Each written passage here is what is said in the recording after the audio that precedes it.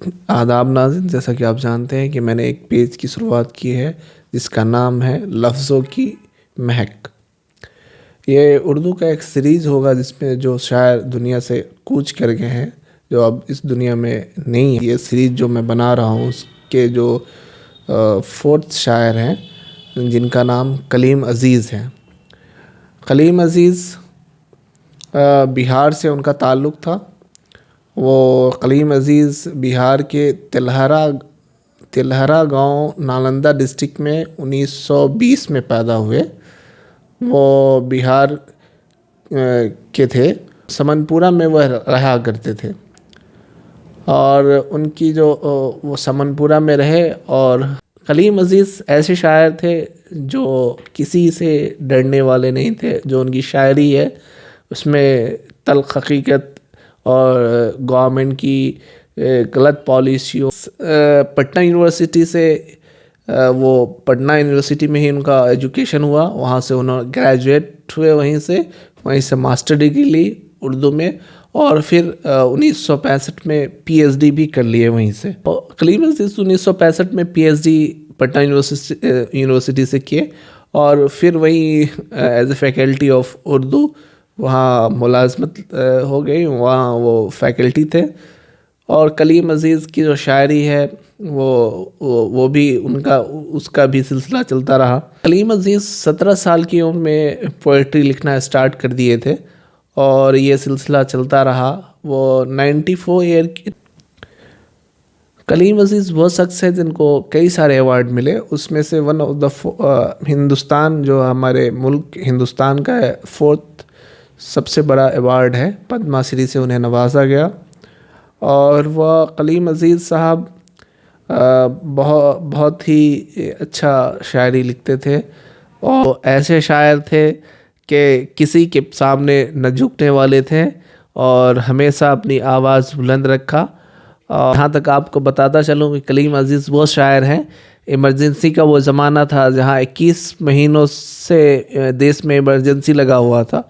Indira Gandhi prime minister हुआ करती थी वह, और आप जानते हैं कि जो इंदिरा गांधी प्राइम मिनिस्टर जो पूरे दुनिया को अपना लोहा मनवा चुकी थी, वो प्राइम मिनिस्टर एक लोकतांत्रिक देश की प्राइम मिनिस्टर होते हुए भी एक आयरन लेडी और डिक्टेटर के नाम से नवाजी गई।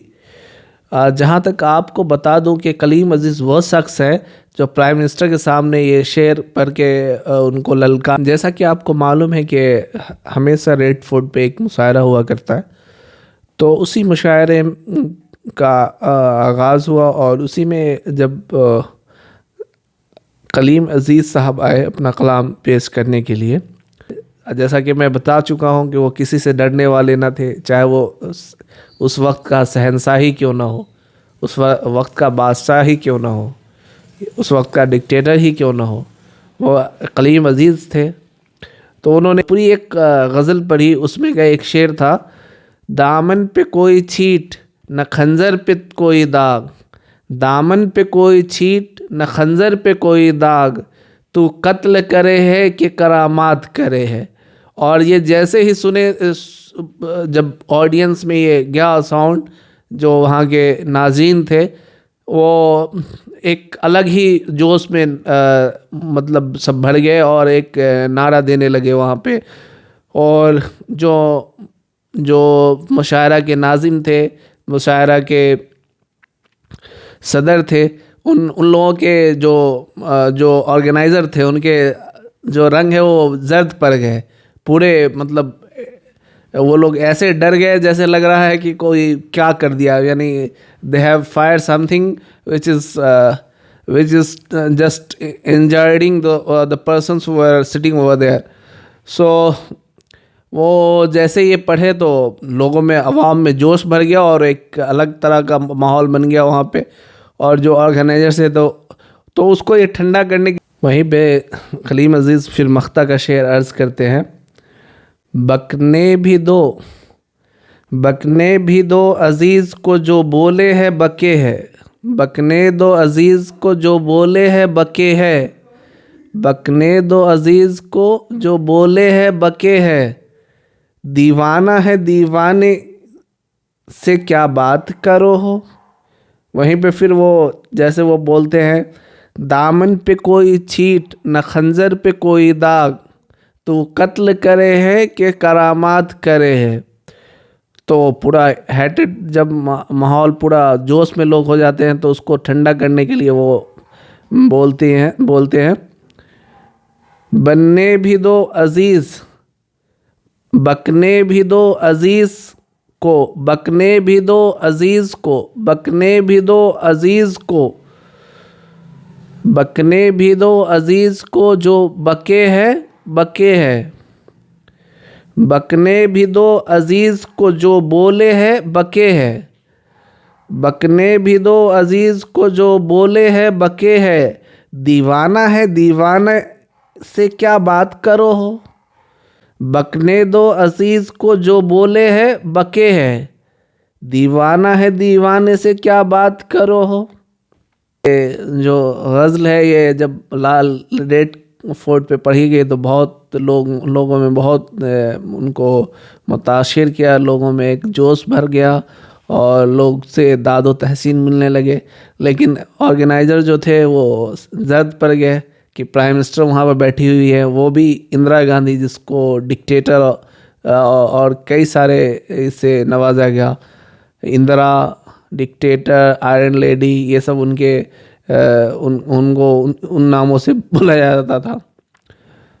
तो ये पूरी जो गज़ल है वो भी आपके बीच में पेश कर रहा हूँ। मेरे ही लहू पर गुज़र औकात करे हो, मेरे ही लहू पर गुज़र औकात करे हो, मुझसे ही अमीरों की तरह बात करो हो। मेरे ही लहू पर गुज़र औकात करे हो, मुझसे ही अमीरों की तरह बात करो हो। दिन एक सितम रात करो हो, दिन एक सितम रात करो हो। वह दोस्त हो दुश्मन को भी तुम मात करो हो। दिन एक सितम रात करो हो, वह दोस्त हो दुश्मन को भी तुम मात करो हो। हम खाक नशी तुम सुखन आ रहे सर ए बाम, हम खाक नशी तुम सुखन आ रहे सर ए बाम।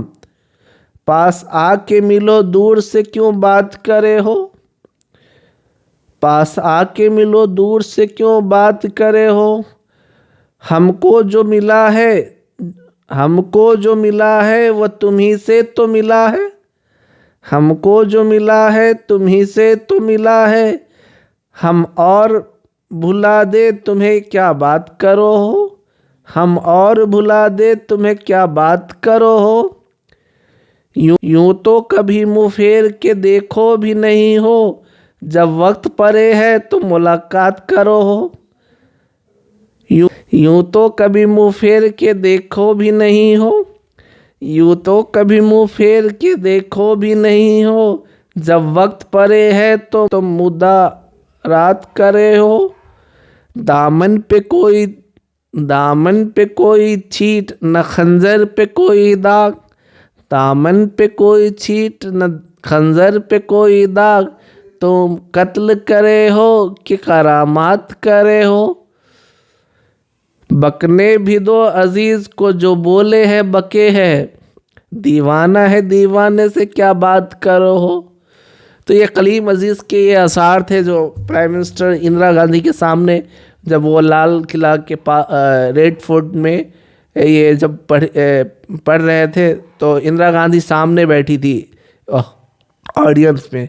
और जैसे ये पढ़े तो ये पूरे महफिल में एक अलग ही जोश और दादो तहसीन मिलने लगा और जो इंतज़ामिया थे वो थर थर काँपने लगे, उनके जो रंग थे जर्द पड़ गए।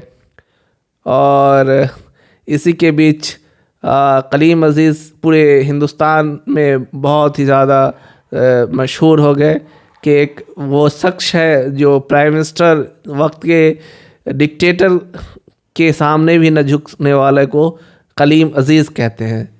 कलीम अजीज़ साहब को रिटायरमेंट के बाद उर्दू एडवाइज़री कमेटी का एडवाइज़र बना दिया गया और वो इस तरह से खिदमत अपनी देते रहे। और मजीद साहब की जो फर्स्ट गज़ल पब्लिश हुई थी वो 1976 में बाय अब के प्रेसिडेंट जो फ़खरुद्दीन अली अहमद थे उनके द्वारा। कलीम अज़ीज़ कई सारे दर्जनों बुक के वो ऑथर थे, राइटर थे। उसमें उन्होंने जो लिखा है, अभी सुन लो मुझसे बिहार में उर्दू शायरी का इर्तिका, दिल से जो बात निकली, दिल से जो बात निकली जब फसले बहार आई थी, वो उन्होंने वो लिखा। जहाँ खुशबू ही खुशबू मजलिस अदब, वह जो शायरी का सबाब हुआ। ये सब बुक उन्होंने लिखा, शायरी का सबाब हुआ। उनके पार्टीशन के वक्त 22 लोग उनके फैमिली के डेथ किए थे, उस वक्त उन्होंने ये लिखा था। ऐसे थे हमारे कलीम अज़ीज़, इस दुनिया फ़ानी को अलविदा कह गए। 14 फरवरी 2015 में उनका इंतकाल हो गया। वह हज़ारीबाग में उनका इंतकाल हुआ। फिर जनाजे की नमाज़ पटना में पढ़ी गई और फिर उन्हें उनके आवाई वतन तिलहरा नालंदा में दफना दिया गया, सपुर्द खाक कर दिया गया।